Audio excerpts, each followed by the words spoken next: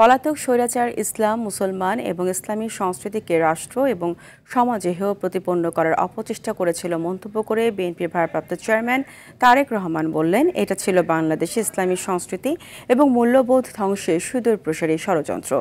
ইমাম খতিব জাতীয় সম্মেলনে এই মন্তব্য করেন তিনি। এ সময় তিনি বলেন, আগামী জাতীয় নির্বাচনে জনগণের ভোটে দেশ পরিচালনার দায়িত্ব পেলে ইমাম খতিবদের স্থায়ী সম্মানী ভাতা ব্যবস্থা করবে বিএনপি। আরো জানাচ্ছেন শামীম চৌধুরী। চীনমৈত্রী আন্তর্জাতিক সম্মেলন কেন্দ্রে জাতীয় সম্মেলনের আয়োজন করে সম্মিলিত ইমাম খতিব পরিষদ।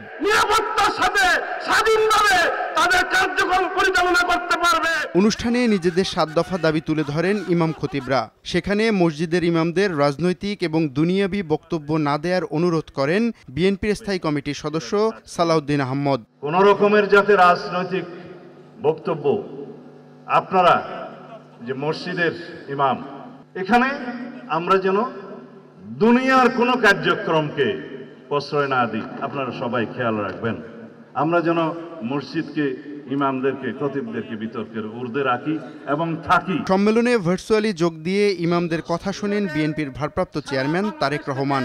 আমি মনে করি এটি হওয়া উচিত নয়, এটি হতে পারে না। পরে প্রধান অতিথির বক্তব্যে তারেক রহমান বলেন, বিগত দিনে ইসলামের উপর যত অপতৎপরতা হয়েছে বিএনপি সবার আগে তার প্রতিবাদ করেছে। পতিত পরাজিত পলাতক স্বৈরাচার ইসলাম, মুসলমান এবং ইসলামী সংস্কৃতিকে রাষ্ট্র এবং সমাজে নানাভাবে হেয় প্রতিপন্ন করার অপচেষ্টা করেছিল।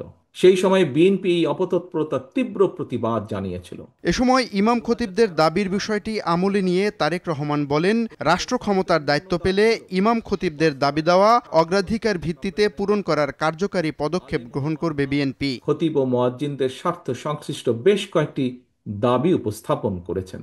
ইনশাআল্লাহ আল্লাহর রহমতে বিএনপি রাষ্ট্র পরিচালনার সুযোগ পেলে সার্ভিস রুল প্রণয়নের ব্যাপারে অগ্রাধিকার ভিত্তিতে বাস্তবায়নের উদ্যোগ বিএনপি সরকার গ্রহণ করবে। উপস্থাপিত অন্যান্য দাবিগুলো বাস্তবায়নের জন্য কার্যকর উদ্যোগ বিএনপি সরকার ইনশাআল্লাহ গ্রহণ করবে।